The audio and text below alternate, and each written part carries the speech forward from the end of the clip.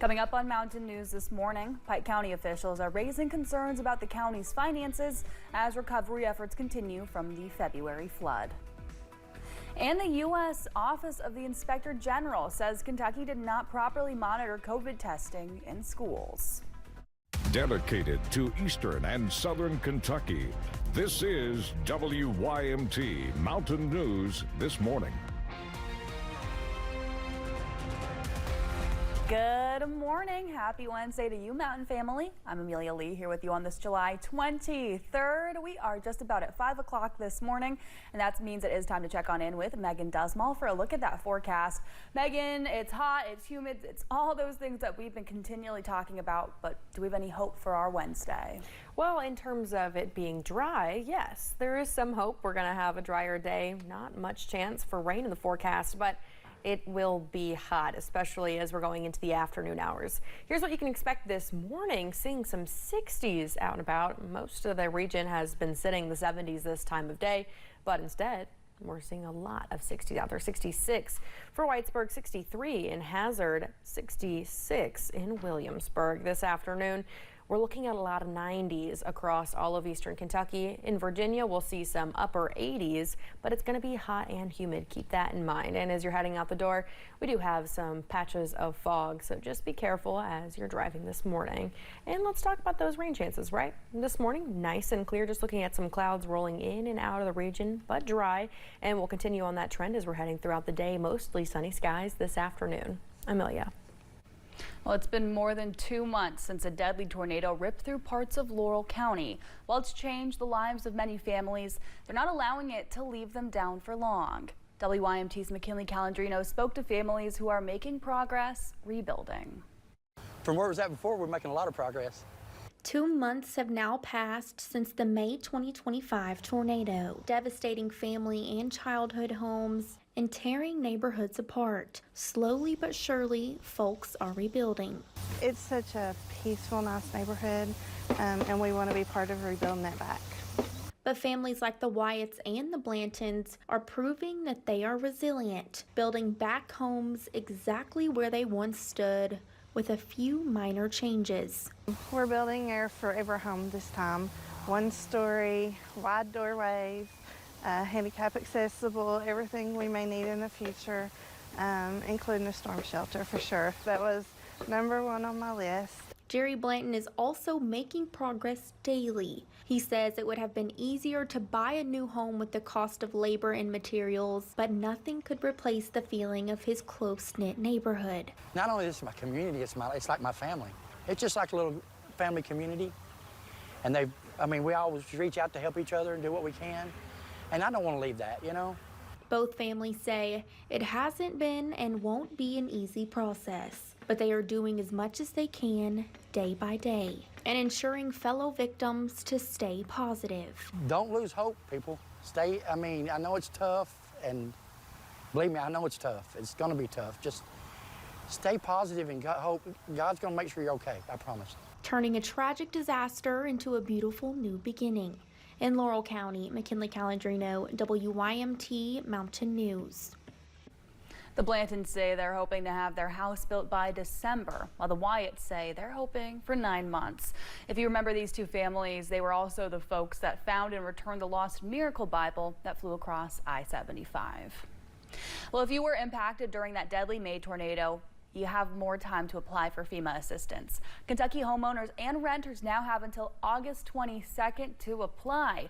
President Donald Trump also approved funding for both the May tornado and April flooding. The deadline to apply for assistance from April flooding is this Friday. You can apply online at disasterassistance.gov. Pike County officials, they're raising concerns about the county's finances as recovery efforts continue from the February flood. During yesterday's fiscal court meeting, Judge Executive Ray Jones said the county has invested more than $4 million in the cleanup, with more than $2 million more in bridge repairs expected in the months to come. He says the county's not seen 1 penny of federal funding because FEMA is still working to document the extensive damage in the area and will likely not have a complete report until sometime next month. In the meantime, he's considering applying for a line of credit to help keep the county covered. It has taken a long time for FEMA to document more than 3,000 sites where the county has suffered infrastructure damage. And it's been a significant financial impact on our county. And the fact that we were able to come up with $4+ million shows that we had the county in pretty good shape. Jones says the flood has also caused a ripple effect of more expenses that will not be reimbursed by FEMA. Governor Andy Beshear will be in Floyd County today, just ahead of the 3rd anniversary of the 2022 flood. He's expected to help break ground on the first homes to be built in the New Hope Estates High Ground community in Prestonsburg. He will also take a walking tour of the Wayland High Ground community. Well, there is still time to apply for Kentucky's Summer Electronic Benefits Transfer Program.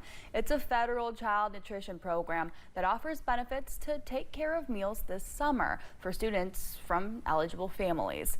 If your child has received SNAP, KTAP, or kinship care benefits for at least 1 month since July 2024, they're automatically approved and there's no application needed.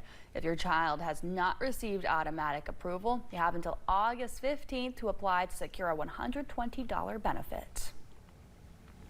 The U.S. Office of the Inspector General says Kentucky did not properly monitor COVID testings in schools. The office audited the Commonwealth to see if federal money provided for COVID testing was used correctly. According to the audit, although the money was used for COVID testing programs, the state dropped the ball on how that program was monitored. It says at least 75 contracted employees did not complete background checks and that multiple testing vendors failed to meet all federal requirements. The report says one of those vendors might not have performed any COVID tests but still received money. Now more than $4 million in testing funds is going to be investigated, and the report says some of it may need to be reimbursed. A new resource wants to help keep kids safe online. Prevent Child Abuse Kentucky and Kentucky State Police are teaming up to produce a free 10-part video training series. In the series, KSP troopers give parents a rundown on how to talk with kids about internet safety, gaming safety, and cyberbullying. Troopers are also highlighting sextortion. That's when online predators convince someone to send them sexual content and then threaten to share if the victim doesn't provide money or another photo or video. Executive Director of Prevent Child Abuse, Jill Seaford, says parents need to be actively aware of the technology that their kids are using. You've got to stay up with the technology because it is changing every day. And you can find a link to those training videos with this story on our website, WYMT.com. TMO is now responding to a new lawsuit filed by Kentucky's Attorney General against the company. Attorney General Russell Coleman claims the shopping platform is stealing data from Kentuckians and allows the Chinese government to access that data. The AG also accused TMO of stealing the intellectual property of U.S.-owned companies and Kentucky iconic brands like UK and U of L. TMO did release a statement about the lawsuit saying, quote, "The allegations in the Kentucky Attorney General's lawsuits are based on misinformation circulated online, primarily from a short seller, and are totally unfounded. We categorically deny the claims and will defend ourselves vigorously." Governor Andy Beshear is making headlines in Vogue magazine. He and his family will be featured in the September issue. These are screenshots of the photo shoot Vogue posted to their Instagram page on Monday. This series of pictures include shots of Governor Beshear, First Lady Brittany Beshear, their kids, and of course their dog Winnie. Governor Beshear has emerged as a potential Democratic presidential nominee in 2028. You can read more about Beshear's profile on the magazine's website. Well, thank you so much for getting your day started with us on Mountain News this morning at 5:08.